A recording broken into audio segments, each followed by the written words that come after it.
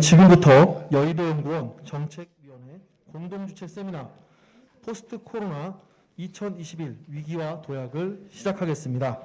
오늘 세미나는 중대재해처벌법 제정 그 이후에 대한 주제로 진행됩니다. 먼저 국민의례가 있겠습니다. 모두 자리에서 일어나 전면에 국기를 향해 주시기 바랍니다. 국기예로 경례!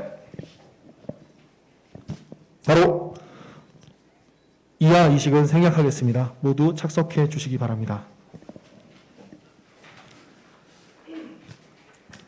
지상욱 여의도 연구원장님의 개회사를 듣겠습니다.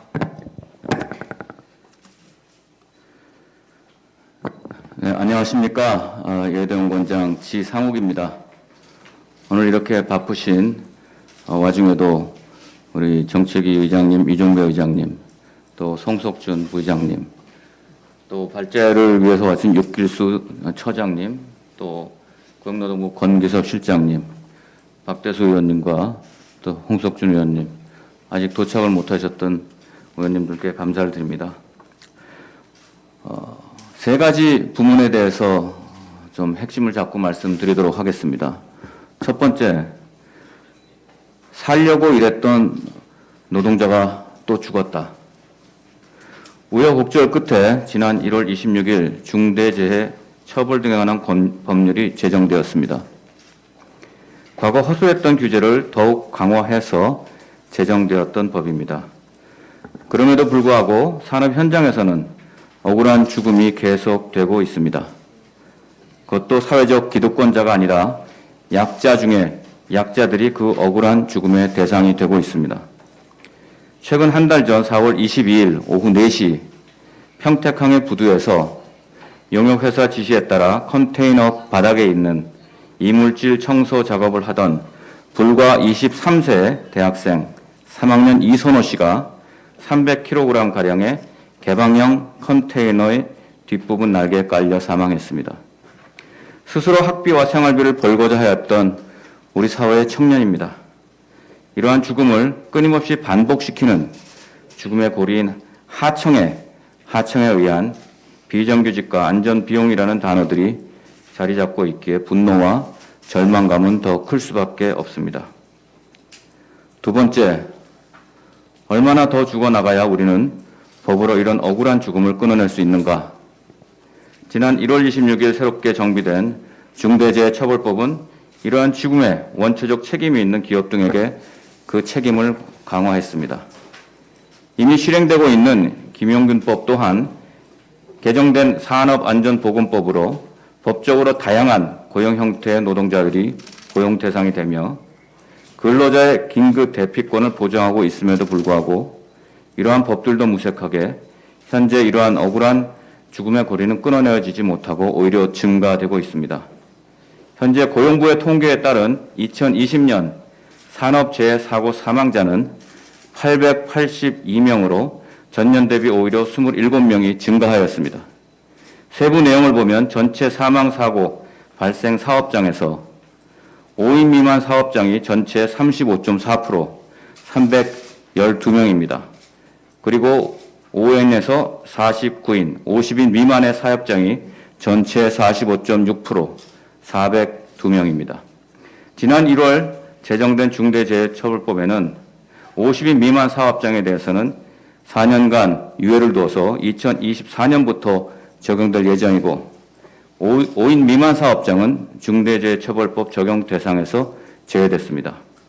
즉 2024년까지 계속 죽어서 희생되어도 사업장을 책임지는 그 책임자는 그 책임 회피가 가능하고 그것도 5인 미만 사업장은 영원히 죽음의 사각지대로 남게 된다는 것입니다.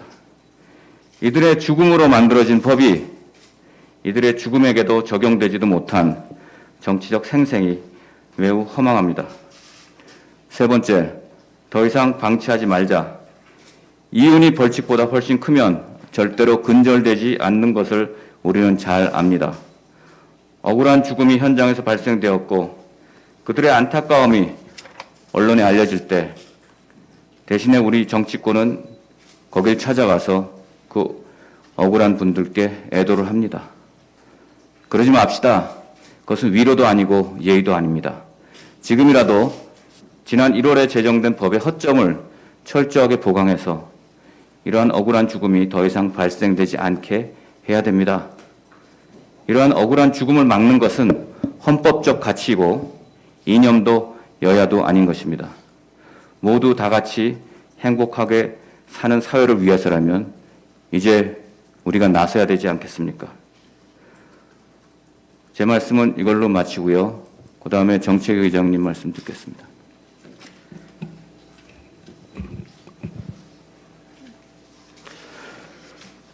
네, 포스트 코로나 2021 위기와 도약 다섯 번째 오늘 세미나를 개최하게 된 것을 매우 뜻깊게 생각합니다. 특히 오늘 세미나는 주제가 중대재해처벌법 본회의 통과해서 제정한 이후에 상황을 한번 이렇게 점검해보는 아주 뜻깊은 시간이 됐습니다. 오늘 세미나 주관해 주신 여의도 연구원의 지상욱 원장님 그리고 관계자 여러분 노고에 감사드리고요. 또 오늘 발제를 위해서 참석해 주신 육길수 전국건설산업노동조합 사무처장님, 또 권기석 고용노동부 노동정책실장님 감사드리고, 또 우리 송석준 부의장님, 이미자 환노위 간사님, 또 우리 환노위에서 수고해 주신 박태수 의원님, 홍석준 의원님께 감사를 드립니다. 중대재해처벌법이 지난 1월 8일 제정이 된 것은 현장의 산업재해를 최소화하기 위한 것이었습니다만, 이런 법 제정 취지가 무색하게도 산재 사망 사고가 계속 이어지고 있습니다. 지난 1월 8일 국회에서 중대재해처벌법 제정을 이제 제정을 하고 나서 법 시행이 이제 7개월 앞으로 다가왔는데 아직까지 정부나 재계 또는 노동계 모두 혼선을 거듭하고 있습니다. 정부가 곧 법 시행령을 확정해서 입법 예고를 한다고 하고 있으니까 재계나 노동계 의견을 모두 수렴해서 현장의 혼란을 최소화할 수 있는 그런 좋은 대안을 만들어주기 바랍니다. 산재 사망 사고를 단순히 기업의 문제로만 치부하기에는 우리 정부의 책임도 결코 가볍지 않다고 보고 있습니다. 정부는 산재 사고에 대해서 현장의 시각으로 이렇게 대책을 강구하기보다는 사고가 있을 때 어떤 조직과 인력 문제로 또 제도의 문제로 이렇게 어떤 형식적인 면을 좀 치중한 그런 측면이 있는데 정작 현장에 소통하고 또 산재 예방 활동하고 사후 처리 문제에 좀 다소 소홀하지 않았나 생각됩니다. 그러다 보니까 산재 사망 사고가 끊이지 않고 오히려 2020년도의 통계가 2019년도보다도 오히려 더 증가하는 그런 현상이 나타난 것 아닌가 생각됩니다. 대통령께서도 최근에 현장 중심의 개선책을 마련하라고 지시한 만큼 정부도 현장의 목소리를 최대한 반영해서 대책을 강구해 나가길 바랍니다. 오늘 현장의 의견을 들어보기 위해서 또 노동계의 의견도 직접 듣고 또 정부 관계자 어떻게 대안을 지금 강구하고 있는지 이렇게 들어보고 또 우리 의원님들 좋은 말씀 들어서 어떤 지혜를 모으는 그런 뜻깊은 시간 되시기 바랍니다. 아무쪼록 중대재해처벌법이 처럼 이렇게 제정된 만큼 현장의 혼선을 최소화하면서 실질적인 예방 효과가 거둬질 수 있도록 건설적인 방안이 오늘 논의가 되기를 바랍니다. 고맙습니다. 예, 그럼 발제에 앞서 당체 사진 촬영을 하겠습니다. 참석해 주신 모든 분들은 잠시 전면으로 나와 주시기 바랍니다.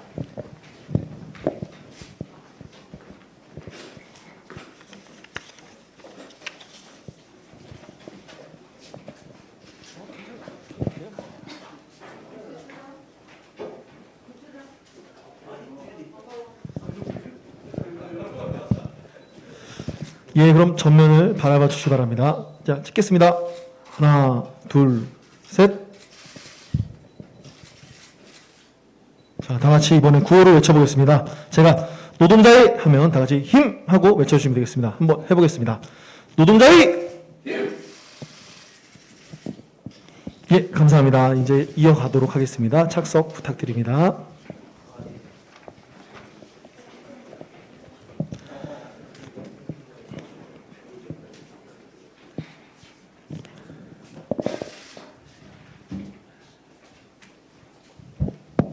네, 회의를 이어가겠습니다. 지금부터 발제자 소개 순서인데 여기서부터는 지상욱 여의도 원장님께서 주재하시도록 하겠습니다. 예, 오늘 첫 번째로 발제해 주실 분은 육길수 사무처장님이십니다. 육길수 사무처장께서는 건설근로자 공제 이사 또 현재 전국 건설산업노동조합 사무처장을 맡고 계십니다. 힘찬 박수로 육길수 사무총장을 모시겠습니다. 시간은 10분에서 15분 정도로 좀 축약해서 말씀해 주시면 감사하겠습니다. 안녕하십니까. 한국노총 전국건설사람노조 사무처장 맡고 있는 육길수입니다. 먼저 국가와 사회를 위해 헌신하다 사망한 노동자가 없어야 한다는 그런 숭고한 뜻으로 이 자리를 만들어주신 우리 국민의힘 지도부와 여의도 연구원장 지상욱 연구원장님, 그리고 존경하는 노동 선배이시자 항상 국회에서 노동자들의 권익을 위해 앞장서 계신 이미자 의원님, 박태수 의원님께 진심으로 감사 말씀드립니다. 작년 11월 11일 이 국민의힘에서 이천 물류창고 화재 사건 관련해서 중대재해기업 처벌법을 만들어야 된다 하는 간담회가 있었습니다. 6개월 전인데요. 그때 제가 엄청 툴툴댔습니다. 유튜브 보면 다 나옵니다. 제가 야당이 너무 관심이 없다, 이런 식으로 툴툴댔더니, 여기 옆에 계신 지상욱 연구원장께서 제 손을 딱 잡으시면서 반드시 중대재해처벌법은 통과시킬 것이다. 다시 한번 자리를 마련하겠다. 저는 그냥 그런 줄 알았는데 정확히 6개월 만에 다시 이 자리를 잡아주셨습니다. 정말 감사드립니다. 그리고 기존에 보수 야당이라고 하면 자본과 기업만 호위한다. 이런 선입견이 있었습니다. 그러한 선입견을 확실히 부수시고 공정과 평등의 가치를 지키고 사회적 약자와 청년, 여성을 배려하는 진정한 사회 발전을 이끄는 멋진 보수의 모습을 보여주고 계신 국민의힘께 정말 감사와 지지를 드립니다. 건설 노동자, 중대재해처벌법 시대를 맞이하는 건설 노동자라는 주제로 제가 말씀을 드려보려 합니다. 저희 건설 노동자들에게 중대재해처벌법은 정말 큰 의미를 가집니다. 크게 두 가지 이유에서입니다. 첫 번째는 이 중대재해처벌법이 적용되는 것이 대부분 건설업입니다. 건설업은 단일업종 중에서 산재 발생과 사망자 부동의 1위입니다. 그리고 특히 건설 현장은 다단계 하도구도고 5개 사업이다 보니까 안전인프라 구축이 좀 미흡하고 안전수칙이 제대로 이행되지 않습니다. 그리고 자재와 중장비가 많이 동원되기 때문에 사고 발생 시에 거의 대부분 인명사고가 발생합니다. 그렇기 때문에 그 인명사고는 즉시 중대재해로 이어지게 됩니다. 특히 중대재해 통계를 보면 그렇습니다. 안전보건공단 산업안전보건연구원이 2016년에서 2018년 동안 3년간 중대재해를 분석해본 결과 중대재해로 사망하신 전체 사망자 수 중 건설업이 1312명으로 51% 과반수를 넘습니다. 나머지 제조업과 서비스 기타 업종이 뒤를 잇지만 사실 중대재해의 절반은 건설업에서 발생한다. 즉 과장 조금 못해서 중대재해처벌법은 건설업 중대재해법이라고 해도 크게 무방하진 않다. 그만큼 저희에게는 소중한 법이라는 걸 말씀드리겠습니다. 그런데 이런 중대재해처벌법이 저희에 어떤 의미가 있느냐? 중대재해를 당하면 물론 모든 그 사망자나 유족이 고통스럽지만 건설업은 조금 더 힘들고 고통이 더 있다는 말씀을 드리겠습니다. 왜 그러냐? 건설 노동자들 대부분이 고령이십니다. 평균 연령이 48세, 49세, 이제 50대가 되는데요. 대부분 사고 발생하시는 분도 50대나 60대 사이입니다. 자, 그러면 어떤 문제가 있느냐? 50대, 60대면은 이제 사망을 하시게 되면 이제 유족보상, 이제 휴업급여 같은 그 유족보상이 나오는데 그 기준이 되는 수입이 그 가동일수를 기준으로 합니다. 그 가동일수, 그러니까 노동력을 제공할 수 있는 가동연한이 종료일이 60세예요. 그래서 60세가 넘어가게 되면 이게 인정이 되지 않고 그 남는 예를 들어 55세면 5년만 인정됩니다. 그러니까 고령 노동자들이 불리할 수밖에 없습니다. 근데 문제는 건설 노동자 대부분이 고령이고 대부분 60대 이상도 많으시다는 점입니다. 그래서 타 직종보다 보상이 굉장히 적고 또 한 가지 문제는 보상의 기준이 되는 일당이 일용직 같은 경우는 상대적으로 적습니다. 원래 휴업급여가 그 평균 인구의 70%에 해당되는데 일용직은 여기서 그 통상근로개수란 적용을 받습니다. 그래서 일당의 73%밖에 인정을 못 받습니다. 그래서 73% 곱하기 70하면 51%가 나오거든요. 그래서 일당의 절반만 인정받습니다. 그래서 산재 보상이 타 직종 노동자에 비해서 굉장히 적을 수밖에 없습니다. 실제로 제가 군산시 공장 건설 현장에 있을 때 58세 노동자가 추락사고로 사망한 적이 있었습니다. 그 사망자가 늦게 결혼하셔서 22살 아들이랑 20살 따님이 계셨는데 뭐 대부분 그렇듯이 가족 생계도 그 사망하신 분이 전적으로 의존하고 있었고요. 근데 이제 문제는 이제 산재 보상이 문제였습니다. 그 가동연한이 2년밖에 남지 않으시고 게다가 또 이분이 일한 지 며칠 안 되셨어요. 그래서 일할 개수 적용을 받으셔서 보상금액, 산재 보상금액이 굉장히 적었습니다. 이걸로는 도저히 유족들이 뭐 대학 진학 같은 걸 할 수가 없게 돼서 어쩔 수 없이 공상 처리, 산재 보상을 포기하고 회사가 쥐어준 돈을 받을 수밖에 없었습니다. 그래도 이제 앞으로의 생계는 굉장히 어려워서 지금도 저는 제가 건너건 알고 있는데 생계가 많이 어렵다는 얘기 들었습니다. 자, 그런 어려운 게 있고 두 번째 중대재해처벌법이 건설 노동자에게 주어지는 의미는 무엇이냐? 진짜 책임자를 처벌할 수 있다는 점입니다. 건설 현장에서 사장님들이 굉장히 많습니다. 업무 지시하는 분이 굉장히 많아요.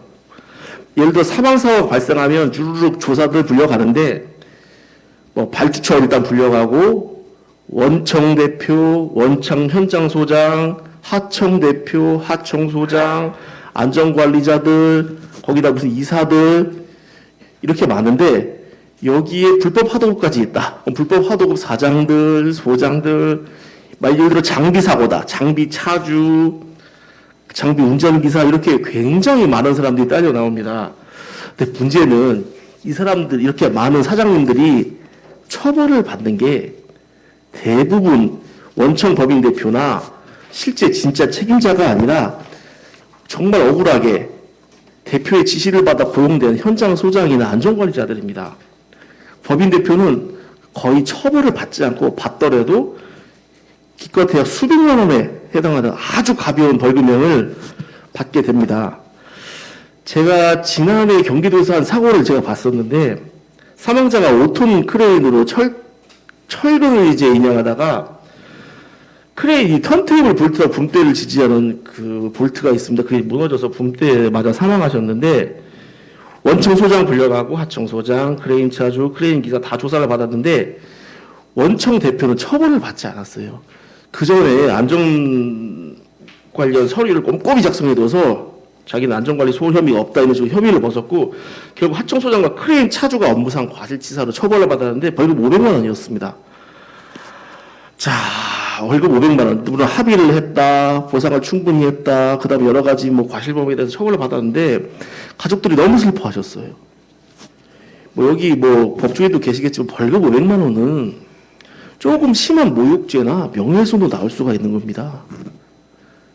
살짝 폭행이나 치상에도 나올 수 있는 범죄예요. 심지어 애완동물을 학대해서 사망에 이르러 개를 죽여도 500만 원이 나옵니다. 가족들이 너무 상심하셨어요. 어떻게 우리 아버지가 돌아가셨는데 개만도 못할 수가 있느냐. 실제로 여러분들 기사 찾아보시면 애완동물 학대에서 실형받은 분들도 많습니다. 근데 사람이 돌아가셨는데 벌금 500만 원. 그 가족들은 아직도 잊지 못할 상처예요. 그리고 이런 낮은 처벌 수위가 결과적으로 원청 대표 같은 진짜 책임자들의 책임을 무디게 하고 산재를 반복하게 합니다. 특히 우리나라 법체계가 과실범, 특히 업무상 과실범에게 너무나 관대하다는 면이 많습니다. 근데 이런 면이 결국 노동자들의 죽음을 불러온다. 하지만 이제 중대재해처벌법이 이제 생긴 이후에 건설 현장에서 그 많은 사장님들 중에 가장 진짜 노동자들 죽게 한 책임자를 처벌할 수 있게 되었다. 소장님, 사장님, 관리자님들이 아니라 진짜 회사 대표님, 안전하지 못한 환경을 만들고 노동자 생명보다는 공사기간을 단축시키라고 명령했던 그 책임자님을 처벌할 수 있게 됐다는 점에서 저희는 정말 환영합니다. 하지만 우려가 좀 있습니다. 지금 현행 중대재해처벌법은 5인 미만 사업장을 적용을 아예 배제합니다. 그리고 50인 미만 사업장은 3년간 적용을 유예하고 있습니다. 이게 저희에게 어떤 의미인지 말씀드리겠습니다. 현재 건설업체가 13만 3,797개입니다. 그 중에서 5인 미만 사업체가 8만 451개로 60%입니다. 그러니까 60%는 법 적용이 아예 안 됩니다. 5인 미만이기 때문에. 그럼 3년 동안 유예되는 50인 미만은 몇 프로냐? 놀라지 마시고 97%입니다. 정확히 13만 3,797개사 중 14만 362개로 97.4%입니다. 97.4%, 그러니까 거의 전부는 3년 동안 법 적용이 아예 안 됩니다. 그동안 돌아가신 분 얼마나 억울하시겠습니까? 자, 이런 문제가 있다. 그래서 건설업은 물론 저희가 이렇게 환영합니다만 그 적용이 굉장히 안 될 것이다. 이런 점이 있습니다. 자, 그리고 더 아쉬운 말씀 좀 드리겠습니다. 제가 작년 11월에 여기 연구원장님도 계시지만 제가 거기 부르짖었던 얘기가 그겁니다. 2018년도에 한국발전기술 김용균 노동자가 사망했을 때 문재인 대통령이 직접 청와대 유족을 초청하셨어요. 그리고 소위 김용균법이라는 산업안전보건법 개정안이 한 달 만에 통과가 됐습니다. 2019년에는 어린이 보호구역에서 죽은 김민식 군이 있었습니다. 문재인 대통령이 직접 TV에 나와서 해결을 약속하고 유족들을 만났습니다. 그리고 한 달도 안 돼서 민식이법이 나왔습니다. 제가 그때 소리 질렀던 게 그겁니다. 작년 5월 2일, 저 날짜는 있지 않습니다. 38명의 건설 노동자가 이천 물류창고 화재 현장에서 타서 돌아가셨어요. 그런데 문재인 대통령은 조문 한 번 오지 않았습니다. 유족들이 아무리 불러도. 다만 그 이낙연 전 총리가 오셨었죠. 그래서 유족들 마음을 더 짓누르고 가셨었죠. 법을 바꿔다. 여기서 말하는 법은 건설하자 특별법입니다. 법을 좀 만들어달라. 저는 국회의원이 아니다.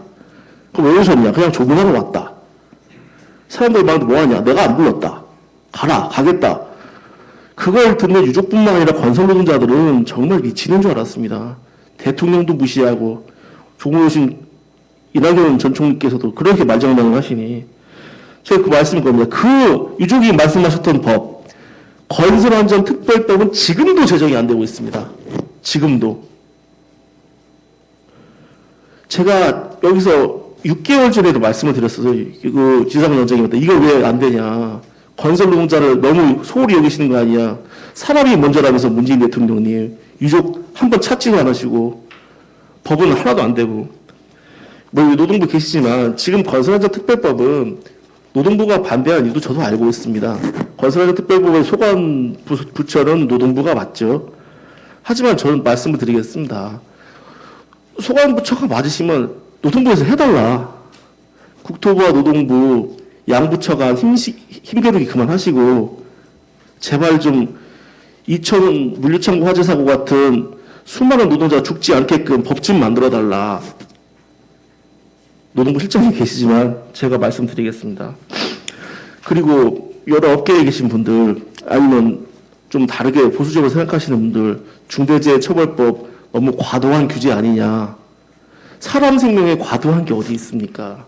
과도한 거 있습니다. 일반 남성들을 잠재적 성범죄자로 해서 맨날 공공장소나 지하철에서 성범죄 하지 말라. 이런 게 과도한 겁니다. 한강에서 익사사고 났다고 한강에서 맥주 못 마시게 하겠다. 이런 게 과도한 겁니다. 어린이 보호구역에 다 CCTV 설치하고 앞으로 그 사고 나면 무조건 중하게 처벌하겠다. 이런 게 과도한 겁니다. 하지만 국가와 사회를 위해 헌신한 노동자들, 그들을 지키겠다는 중대재해처벌법 그리고 건설안전특별법은 절대로 과도한 것이 아니라 국가와 정당의 책무입니다. 이상 말씀드리겠습니다. 감사합니다. 우리 육교수 처장님, 좋은 말씀 감사하고 수고하셨습니다. 그럼 두 번째 이에 대해서 우리 고용노동부의 권기섭 실장님께서 발제를 해주시겠습니다. 권기섭 실장님은 고용노동부 근로감독정책단의 단장, 고용노동부 고용정책실 실장을 하셨고요. 현재는 노동정책실 실장을 맡고 계십니다. 좋은 말씀 부탁드립니다. 네, 방금 소개받은 고용부 노동정책 실장입니다. 앞서 말씀들을 하셨듯이 중대재해처벌법을 내년 시행을 앞두고 저희도 그 사고 사망 감축의 어떤 전기를 마련할 수 있는 기회라고 생각하고 어떤 자율적인 산재 예방 시스템을 갖추기 위해서 집중적으로 정부가 지금 노력을 하고 있는 상황입니다.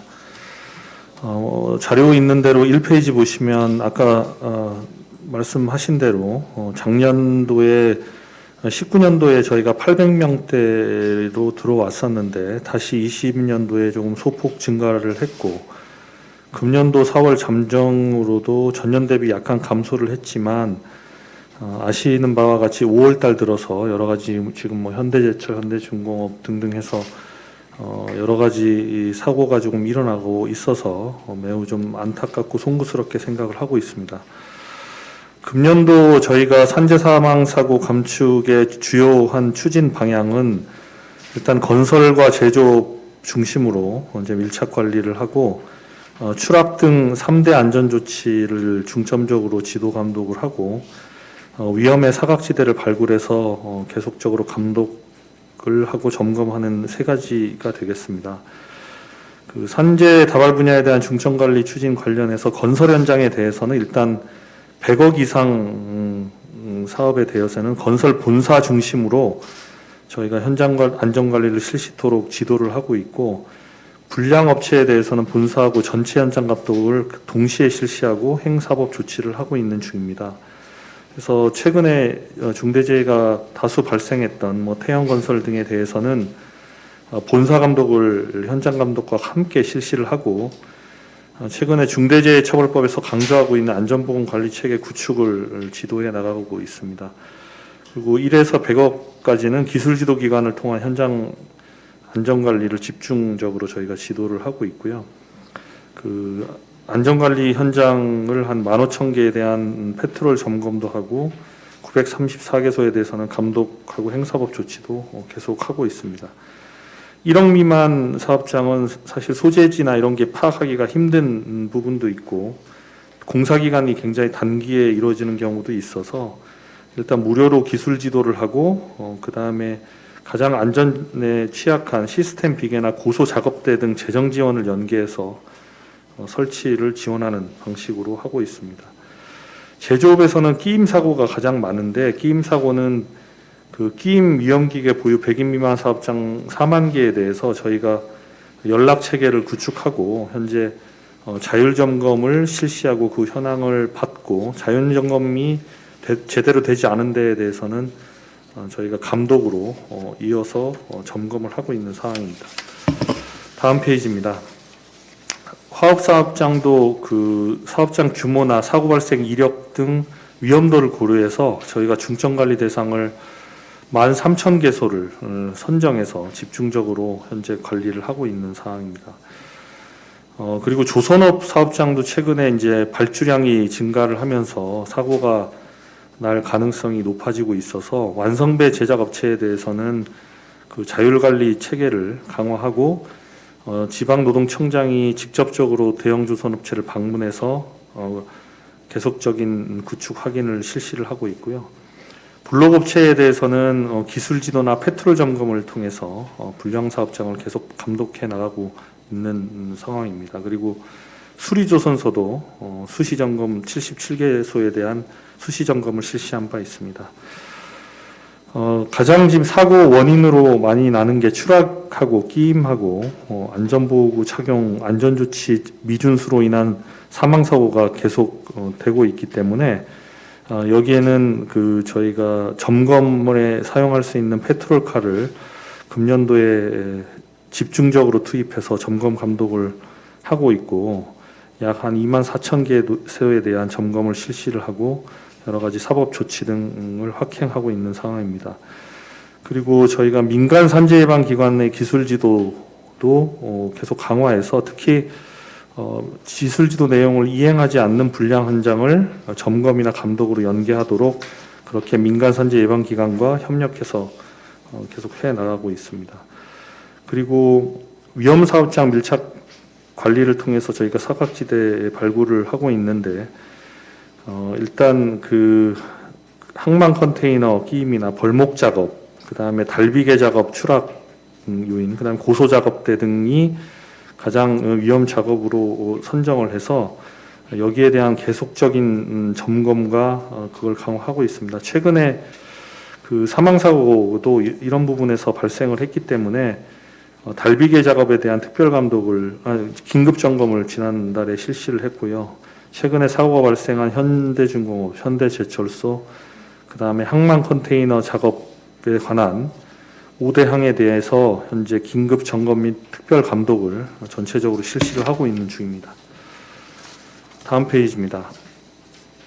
앞으로도 사실 저희가 발표한 대책이 벌써 4번에 걸쳐서 사망사고 감축 추진 방향이나 종합계획도 대책이 나왔기 때문에 현재 추진하고 있는 내용들 4대 이원 분야에 대한 밀착 관리나 아까 말씀드린 본사 중심의 안전관리를 유도하고 안전보건 관리 체계 구축을 위한 지도 감독, 그리고 3대 안전조치 중심의 점검 감독, 그리고 위험 요인이 개선될 때까지 사업장에 반복적으로 감독해서 이행 여부를 하고 지자체와 민간 재해 예방기관 간의 유기적인 협업 체계를 구축하는 등의 내용으로 이행 상황을 주기적으로 점검하면서 계속적으로 현장에 대책이 안착될 수 있도록 지도해 나갈 예정입니다.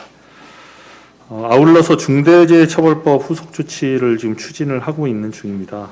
뒤에서 조금 더 자세하게 설명을 드리겠지만 일단 시행령에 위임된 사항이 직업성 질병 범위하고 경영 책임자 의무, 안전보건관리체계 구축과 안전보건 관계법령 이해인을 위한 관리상의 조치, 그리고 안전보건 교육, 그 다음에 중대산업재해 공표 관련된 4가지가 시행령으로 현재 위임이 되어 있는데 관련한 내용들은 저희가 협의를 통해서 제정을 추진할 예정이고 여기서 가장 지금 강조하고 있는 것이 기업이 자율적으로 안전보건관리 체계를 구축하도록 하는 것이기 때문에 관련한 컨설팅이나 재정 지원도 이제 시행령의 입법 예고 등을 통해서 하반기에는 집중적으로 저희가 해 나갈 예정입니다.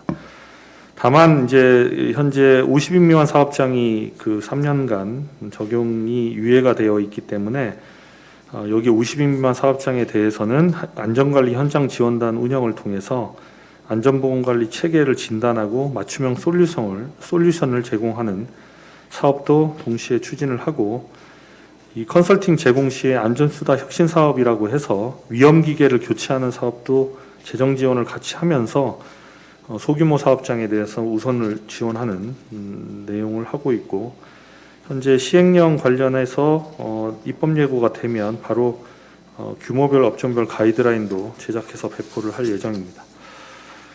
그리고 4페이지 보시면 산재예방 조직 기능도 현재 국 단위 조직이었습니다마는 본부 체제로 확대 개편하는 것을 추진해서 하반기 7월 이후부터는 이제 산업안전보건 본부 형태의 조직으로 출범을 할 예정이고, 이에 따라서 중대산업재해 수사 감독 기능도 강화하고 사업장 스스로 안전관리 시스템을 구축할 수 있도록 감독 방식도 전환해서 자율적인 안전관리 체계 구축을 지도해 나갈 예정입니다.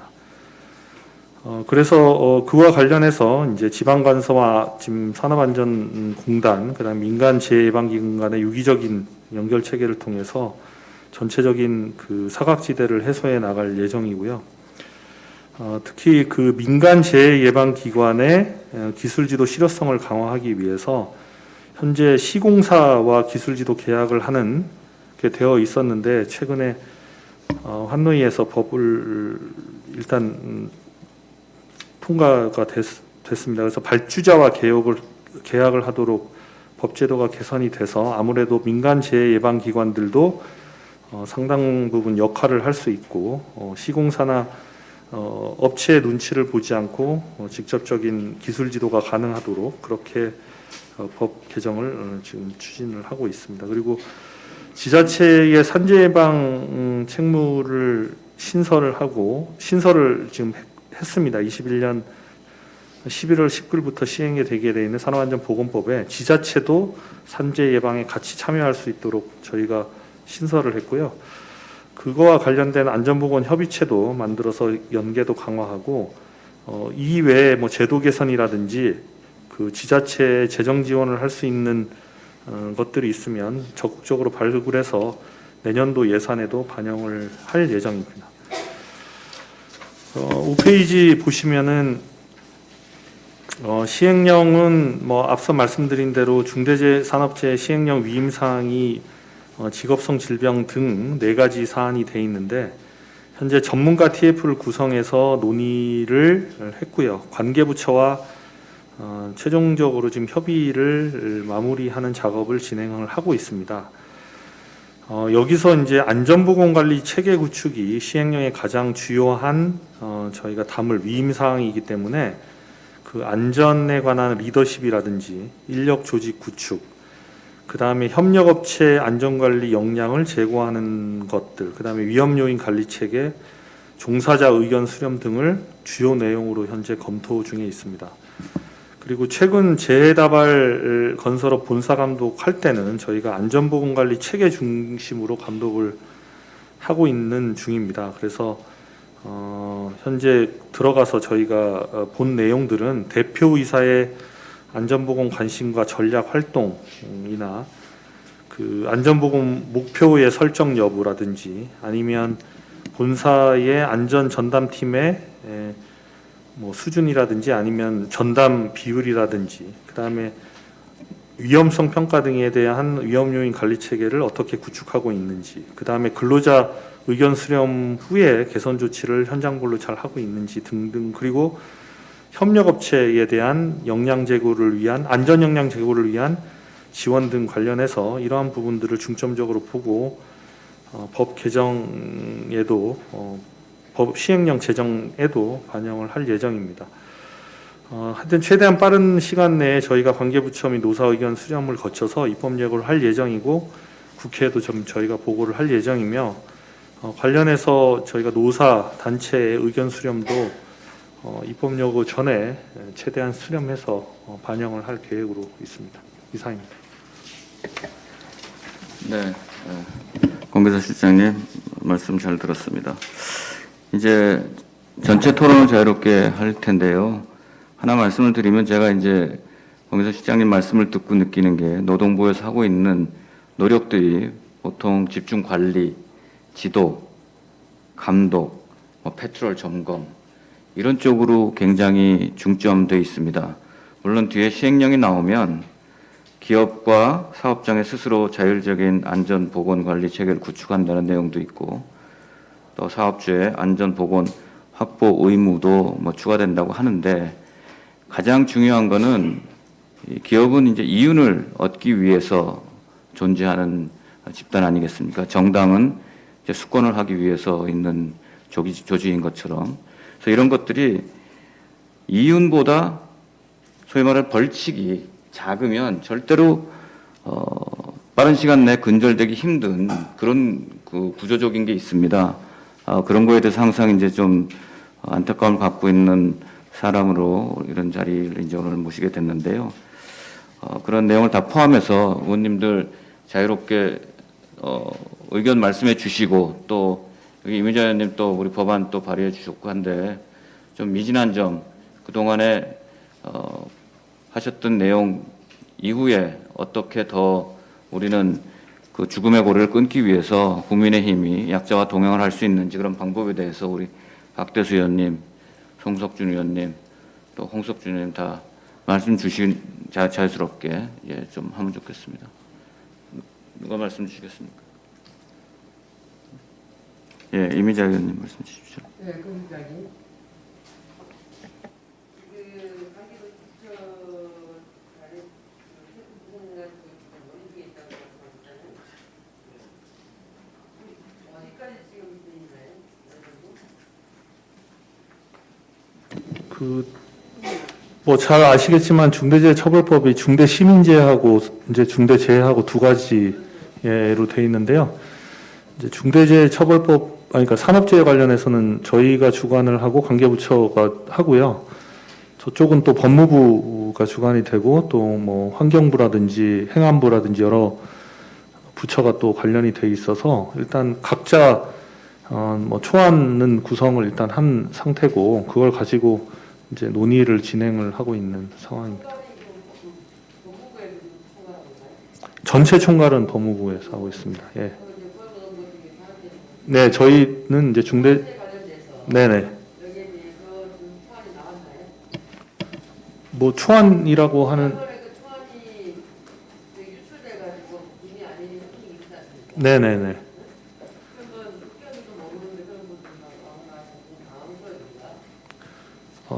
뭐 그때 사실 나온 내용은 초안이라고 볼 수도 없는 내용이고요. 뭐 저희도 사실은 내용이 어디서 유출됐는지까지는 왜냐하면은 지금 관계부처가 이게 말씀하신 대로 초안이라고 하지만 뭔가 이게 논의를 할 수 있는 합본이죠. 합본이 아직은 안 나온 상태라서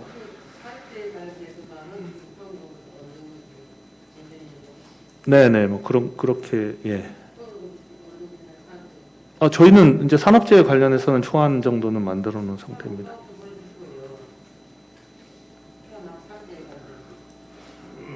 네, 저희가 지금 사실 뭐 아까 네, 하여튼 그거는 시기 보고는 한번 꼭 드릴 건데 시기는 뭐 저희가 조금 내부적으로 정리가 되면 한번 가서 직접 보고를 드리도록 그렇게 하겠습니다.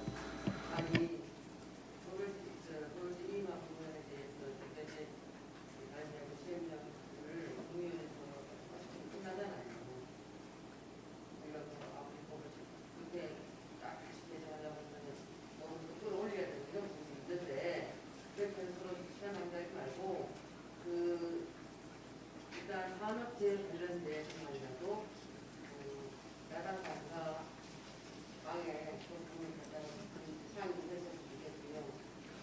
근데 우리가 좀 네, 산업안전재해 관련돼서 지금 점검 나갑니다. 하도 사고가 많이 있어서 내일 점검 나가는데 일단 내일 그 건축장에 가나요? 차관 가고 금요일 날은 참 뭐래 금요일 금요일 날은 차관이 차관만 가나요? 예, 차관하고 국장이 가게 돼 있습니다. 하여튼 저희가 현장 점검 좀 하고 와서 다시 그 얘기하기로 하는데 항만 평택 항만 그 사고 같은 경우는 정말 나지 말할 사고가 났거든요. 거기서 사고가 날 수 없는 부분인데도 사고가 났어요. 그래서 아까운 젊은이가 목숨을 잃었는데 이 부분에 대해서는 전혀 그 평택 노동지방청에서도 한 번도 그에 대해서 관리감독 나간 적이 없다는 거 아니겠어요? 근데 지금 산업안전관리감독을 얼마나 또 뽑았습니까? 문재인 정부 들어와서. 현재 감독관 전체적으로 705명입니다. 그러니까 705명이나 더 정원했음에도 불구하고 정원입니다. 예. 이 산업안전재해가 쉽게 줄어들지 않고 있어요. 그래서 그런 부분들을 어쨌든 전반적으로 좀 우리가 볼 테니까 어쨌든 시행령 초안이 나오면 먼저 좀 협의를 거쳤으면 좋겠습니다. 네, 알겠습니다. 예, 임 위원님 말씀 잘 들었고요. 여기 우리 또 미진한 부분 자료를 요청하시고 또 상임위장에서도 논의를 깊게 해주시면 좋을 것 같고요. 다음 의원님 질문, 우리 송석준 의원님 말씀해 주십시오.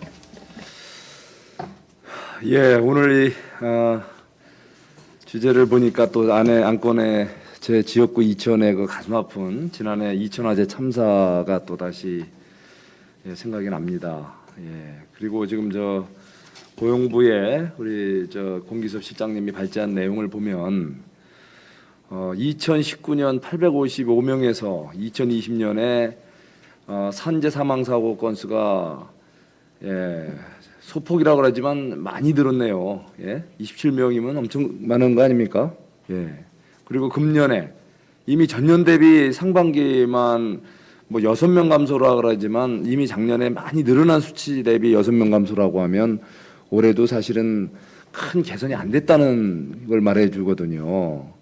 저는 정말 우리 대한민국이 지금 어떤 나라입니까? 세계적으로 가장 주목받고 존경받는 나라인데, 예? 경제 규모라든가 또 어떤 국가의 여러 가지 위상이, 예? 정말 해가 다르게 이렇게 변화하고 주목받고 있는데, 이렇게 산재 사망 사고가 줄기는커녕 오히려 이게 늘었다는 자체, 이거 어떻게 설명해야 됩니까? 정말 이게 부끄럽게 그지 없습니다. 더구나 이 문재인 정부의 출범이 결국은 세월호에 우리 어처구니 없는 대형 참사에 대한 반성, 예? 그거에 대한 그 국민적인 어떤 분노, 이것이 어쩌면 또 새로운 그 정부가 뭔가 이제 안전한 나라 만들어줄 걸 기대하고서 이렇게 정말 정권도 교체도 이루어지고 그랬는데, 결과적으로 보면 나아진 게 뭐가 있느냐? 오히려 후퇴하는 거 아닙니까? 작년에 제가 이천화재 참사를 보니까 그게 11년 전 사고하고 똑같은 판박입니다. 예? 물류창고 건설 현장, 물론 그 11년 전 그 당시에는 가동 중인 물류창고 현장에서죠. 어쨌든 똑같은 밀폐된 공간에서 정말 있어서는 안 될 위험한 작업들이 동료들에게 제대로 경고 없이 이루어지다가 갑자기 순식간에 그게 국가의 모든 화재 시스템이 작동할 여지도 없어요. 그냥 순식간에 화약 폭발하듯이 폭발해서 아까운 인명 수십 명이 희생됐다는 얘기죠. 이런 어처구니 없는 사고, 지금 이렇게 또 처벌 강화한다고 해서 근본적으로 해결되겠습니까? 저는 지금 고용부에서 아무리 법을 강화해서 만들고 아무리 대책을 내놓는다고 해도 이 근본적인 원인 처방이 제대로 되는 건지, 원인 분석과 처방이 제대로 되는 건지 근본적으로 여쭤보고 싶습니다. 지금 부처 간에 지금 역할 분담해서 뭘 한다고 그러는데, 과연 얼마나 지금 부처 간 협의와 협치가 잘 되는지 모르겠어요. 지금 한 예만 제가 드리겠습니다. 국토부와 경찰청이 교통사고 사망자 수를 줄이기 위해서 한 10년이 넘었습니다. 오랫동안 당초 5,000명에 이르던 연간 교통사고 사망자 수가 최근에는 3,000명 미만으로 떨어졌어요. 꾸준한 양 기관의 협업, 그리고 반성, 지속적인 원인 분석, 과학적인 변화와 또 각종 행정적인 노력을 협업을 통해서 그 두 기관의 그 기관 평가의 최우선 평가 요소로 교통사고 사망자 숫자를 넣은 겁니다. 그러다 보니까 그게 5,000명에서 지금 자동차 수는 오히려 훨씬 늘어났음에도 불구하고 자동차 교통사고 사망자 수가 획기적으로 줄고 있다는 그 현실을 왜 벤치마킹 안 합니까? 예? 고용부. 이렇게 국장 기관을 7기관을 만들어주고 그 관련 담당자다 공무원 숫자 아무리 늘려주면 뭐합니까?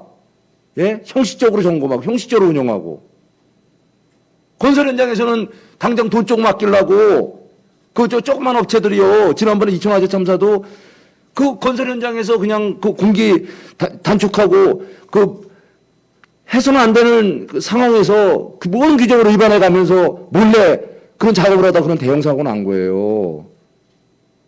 똑같이 이런 어떤 근본적인 변화, 혁신 없이 아무리 법이 강화되고 뭐 한들 뭐합니까? 조직 만들어야? 여기에 대해서 우리 한번 근본적으로 지금 여기서도 현행 법에서도 5인 미만에 대해서는 아직도 사각지대가 그래 남았지 않습니까? 이런 대형 참사가 그런 현장들에서 계속 많이 나고 있는 거거든요. 대형이 아니더라도 이런 아까운 인명사고들이 자, 그러면 근본적으로 그런 작은 현장에서 또 영세한 업체들에 의해서 실질적으로 발생하는 이런 사고를 방지하기 위한 정부의 과감하고, 예? 필요하다면 예산 늘려야죠. 법만 그냥 막 무조건 뭐 처벌 강화한다고 사실상 하다 보면 힘 있는 업체들은요, 변호사 사고 뭐해서 다 빠져나갑니다. 결국은 힘없는 업체들, 변호사 살, 그래도 돈도 없고, 또 내부적으로 안전 장비 갖출, 그래도 없는 소형업체들, 그 속에서 또 많은 노동자들이 희생당하고 이런 사고가 반복된다는 얘기죠. 이럴 때는 과감하게 정부가 예산을 확보해서 그런 작은 업체들도 안전 시스템을 갖추고, 그 제대로 그 현장이 안전하게 갈 수 있도록 할 때는 하고, 지금 돈 좀 아껴서 얼마든지 지금 조직 늘릴 그 예산 말이죠. 공무원들 숫자 늘려서 그 퇴직금까지 챙겨줄 그 돈 갖고서 우리 그 약재, 정말 소규모 업체들의 현장 안전 관리에 의한 그런 예산을 확보하면 훨씬 더 시스템적으로 이 안전사고 막을 수 있잖아요. 우리 시장님 한번 이런 부분에 대해서 좀 한 말씀 좀 듣고 싶네요.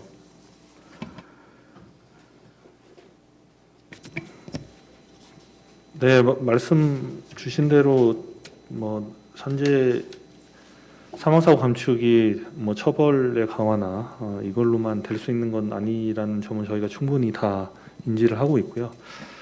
말씀하신 대로 부처 간의 협업 또 인식 개선이라든지 여러 가지 그 긴밀한 협조와 노력이 꾸준하게 지속이 돼야 될 수 있다는 부분도 잘 알고 있습니다. 그런 부분은 저희가 지금 충분히 인지를 하고 말씀하신 대로 조금 더 노력을 할 예정입니다. 그리고 관련해서 예산도 저희가 안전투자혁신사업 등등해서 금년도에도 좀 많이 늘려서 일단 그 지원이나 재정 지원을 통한 것도 하고 있어서 사실 그 처벌이나 감독도 바로 감독이 들어가서 사법 처리하는 게 아니라 항상 점검, 그다음에 시정 명령을 통해서 안전에 대한 여러 가지 조치에 대한 설명을 하고 그래도 확행이 되지 않는 경우만 감독이나 사법 처리를 지금 하고 있는 방식으로 하면서 전체적으로는 말씀하신 대로 그 체계 구축이나 의식 전환을 추진을 하고 있습니다만 아직까지는 여러 가지 좀 원하청에 대한 구조적 문제나 이런 것들이 같이 있기 때문에 그런 구조적 문제도 같이 개선한 노력을 할 예정입니다. 어쨌든 저희 그 고용노동부에서도 금년도는 어쨌든 산재 예방을 최우선 과제로 지금 놓고 추진을 하고 있기 때문에 하여튼 계속적으로 노력을 할 예정이고 최선을 다하겠다는 말씀 드리겠습니다. 예, 수고하셨습니다. 그다음에 박대수 의원님 말씀하십시오. 예, 오늘 우리 여의도 연구원장이신 우리 최상욱 원장님 오늘 중요한 그 세미나를 열게 돼서 아주 고맙습니다. 그리고 두 분 발제를 맡으신 분도 수고해 주셔서 또 고맙고요. 좀 전에 우리 송 의원님께서 말씀하신 부분 한노위원으로서 최선을 다하겠습니다. 그래서 한두 가지만 좀 우리 공기소 발제자님한테 좀 질의 좀 하겠습니다. 이제 TF를 구성해서 시행령 관련해서 규정을 만든다고 했지 않습니까? 예. 그래서 그 사법경찰 직무제법 개정을 제가 지난번에 4월 1일 날 대표 그 입법 발의됐거든요. 그래서 사법경찰 직무법 개정 없이는 중대재해처벌법이 시행된다면은 전문성이 없는 일반 경찰이 중대재해를 수사하게 되죠. 그러면 산업재해에 대한 체계적이고 합리적인 수사와 공정한 처벌에 한계가 생길 수가 있습니다. 그러므로 산업재해 전문성과 다양한 경험을 가진 근로감독관이 중대 재해를 수사하게 하여 부당한 결과가 나오지 않도록 해야 한다고 보는데, 우리 군기소 우리 발제자님은 거기에 대해서 좀 설명을 좀 해주시죠. 뭐 말씀하신 대로 어쨌든 부처 간에 지금 논의를 하고 있고 저희가 고용노동부에서 중대재해처벌법 관련 내용들을 우선적으로 관계부처를 주관을 하고 있기 때문에 말씀하신 내용들이 충분히 반영되도록 그렇게 부처 간에 협의를 해 나가도록 그렇게 하겠습니다. 그런데 이제 근로감독관이 해야지 일반 경찰에 서는 안 되잖아요. 네. 전문성이 없어서. 네.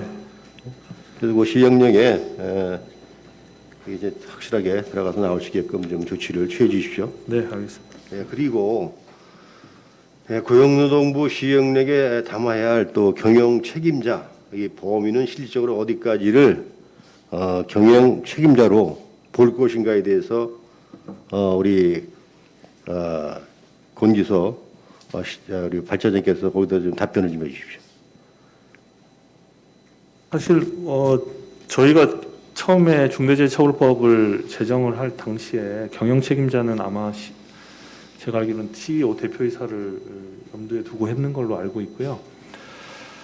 다만 경영 책임자와 이에 준하는 사람 이렇게 되어 있는데, 사실은 그거는 저희가 시행령의 그 위임사항은 아니라서 나중에 해석으로 풀거나 해야 되는데, 저희가 알고 있기로는 일단 입법자의 의도는 어려운 사항이죠. 그렇게 알고 있기 때문에 현재는 뭐 시행령으로 풀 사항은 아닌데, 다만 저희가 당시 제정 취지는 일단 대표이사를 염두에 두고 만들어진 걸로 그렇게 알고 있습니다. 네. 근데 이제 우리 중대재해법이 예방, 안전 예방에 중점이 맞춰져 있는 거 아니에요?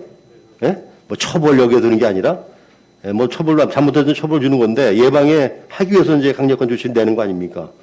그렇다면 이제 맨 마지막 경영자 책임자로 어디까지 봐야 되는지에 대해서는 참 어려운 문제인데, 이 부분을 아마 우리 고용노동부에서 잘 마련을 해야 될 겁니다. 뭐 여기에 대해서 관심을 많이 가지고 있어요. 예. 그 경영 책임자의 범위에 대해서는 사실 뭐 지금 법에서 정한 부분이고 시행령에 위임된 사항이 아니기 때문에 법에 따라서 해야 될 건데요. 다만 저희가 이제 시행령 제정 작업을 하는 과정에서 경영 책임자의 의무로 할 만한 내용들을 들어가도록 저희가 일단은 최대한 준비를 하려고 합니다. 그러니까 단순한 안전조치 위반이 경영 책임자의 그 의무 위반으로는 되지는 않는 것이고, 전체적인 체계와 뭐 관심을 가지도록 유도하는 게 이 중대재해처벌법의 제정 목적이기 때문에 관련해서 그런 좀 큰 차원에서 의무를 담으려고 최대한 지금 노력을 하고 있습니다. 여기에 대해서 우리 육길수 발제자님은 어떻게 생각하십니까? 지금 우리 권기서 발제자 말씀하신 것에 대해서. 아니, 저희가 발제자가 지실 저희가 우려하는 게 그겁니다. 지금 뭐 노동부에서도 아실 텐데, 그 건설업계 이제 대한건설협회, 대한전문건설협회 같은 이제 건설단체 총연합회가 이미 건의안을 냈습니다. 이 관련해서 이제 그 중대재해 범위도 좀 줄이고, 경영 책임자 범위도 좀 완화하는 쪽으로 냈는데, 저희도 우려하는 게 이제 노동부에서 시행령 제정한테 지나치게 타협적인 걸 보이시면, 특히 건설업 같은 경우에 그게 정말 중요한 건데, 아까 제가 말씀드렸던 진짜 책임자가 여기에는 가짜 책임자들이 워낙 많아서 그런 걸 흐트리시면 무용지물이 된다. 그래서 그 점은 절대 진짜 경영 책임자, 법인 대표에 대한 적은 절대 양보하시면 안 된다. 저희 그 말씀 좀 부탁드리겠습니다. 예, 이상입니다. 예, 늦게 와서 죄송합니다. 다른 행사가 있어서 그렇습니다. 하나 질문을 드리고 싶은데, 우리 실장님께 지금 중대재해처벌법은 이제 처벌 위주로 돼 있잖아요, 그죠? 근데 지금 각 건설 현장이나 뭐 다른 제조업 현장에 변화가 좀 있습니까? 이부 통화된 지가 좀 몇 달 됐잖아요. 법이 통과되고 몇 달이 됐기 때문에 사실은 현장에 말씀하신 대로 뭐 약간 걱정도 있고요. 그 다음에 이제 준비도 하고 있는 상황인데, 다만 이제 저희가 그 지금 안전보건관리 체계를 구축을 의무로 부과를 하고 있기 때문에 현재 안전보건관리 체계 구축에 대한 이제 여러 가지 노력들은 하고 있는 것은 예. 맞는 상황입니다. 예. 제가 경험으로는 이제 소방 인력도 이제 위험에 많이 노출되어 있기 때문에 그걸 줄이려고 해보니까 처벌법도 뭐 물론 필요하지만은 이 단계별로 무엇을 개선해야 저 확률을 줄일 수 있을지를 관계 정책 당국하고 업주들하고 대화를 통해 가지고 단계 로드맵을 만드셔야 될 것 같아요. 그래서 1단계는 지금 건설은 안 줄어들고 있단 말이에요. 다른 거는 조금 줄어드는 느낌이 들어요. 우리가 볼 때는. 근데 건설이 안 줄어들고 있으니까 건설 현장에 1단계는 무슨 조치가 필요하다. 2단계는 무슨 조치, 이렇게 좀 필요해요. 예를 들면 우리가 도로 이 보수할 때 보면요. 선진국은 한 5명 내지 6명이 딱 에워싸고 있어요.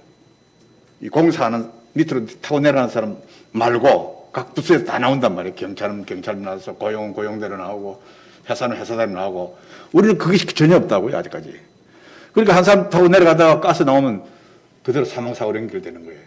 그래서 저희들이 좀 요청하고 싶은 것은 노동조합 쪽에서도 요구를 해야 되겠지만은 고용노동부에서 단계별 로드맵을 빨리 만들어가지고 처벌은 지금 이제 마지막 수단 아니겠어요. 그죠? 그래서 그런 게 좀 나왔으면 해요. 그리고 지금 사례가 충분히 많이 모여가 있거든. 어떻게 해서 사고가 생겼는지. 그럼 뭘 보강을 하면 확률적으로 줄일 수 있는지가 가능할 거란 말이에요. 과학적으로. 그걸 좀 기대하고 그것이 되면은 우리 박대수 그 위원님께 보고를 해 주셨으면 해요. 저는 다른 분과위원회 있으니까. 그래서 국회하고 협업을 하면 좀 나아지지 않을까 이런 아이디어입니다. 하여튼 두 분 감사합니다. 예, 이달권 장관님, 또 권기섭 실장님, 육필수 처장님, 또 박대수 의원님 수고하셨고요. 지금 이달권 장관님 말씀하신 내용을 제가 경험을 해본 겁니다. 제가 그 서구 선진국이라고 얘기하는 서구에 이제 갔더니 가로등을 교체하는 작업을 하는데 6인 1조로 하는 걸 봤었습니다. 그래서 그걸 물어봤습니다. 그 나라에 있는 분한테. 저거 등 하나 바꾸는데 너무 많이 사람이 동원돼서 어떤 면에서는 낭비로 보일 수 있는 것 같은데 어떠냐 그랬더니 경제적으로 보면 조금 과투자일 수 있다. 하지만 그렇게 한 이후에 사고 생기는 건 확실히 줄었다 하는 얘기를 듣고 굉장히 제가 좋은 경험치로 들었는데 이달권 장관님 말씀도 그런 것 같습니다. 예, 사람의 생명을 구하는 데는 비용으로 되지 않는 것이고 기업이 사람의 생명을 지키면서 이윤을 추구하는 게 기업 영업 활동에 저는 위축을 가져온다라는 얘기는 참 동의하기 어렵습니다. 한 사람 한 사람 우리 가족이고요, 이웃이고 그런 법을 만들고 또 그런 거 집행을 하실 때 내 동생이나 내 아들이 그런 일을 당했으면 어떨까 하는 그런 마음을 가져주시기를 부탁드리고요. 그 고용노동부 장관님은 계속 바뀌시지만 우리 실장님은 계속 일을 보시는 분이니 더 정말 주인의식을 갖고 좀 중심을 갖고 일을 맡아주시기를 간절히 부탁드립니다. 오늘 나와주셔서 감사합니다. 앞으로 열심히 하겠습니다. 고맙습니다. 네, 오늘 마무리하겠습니다. 함께해 주신 모든 분들께 감사 말씀드립니다. 고맙습니다.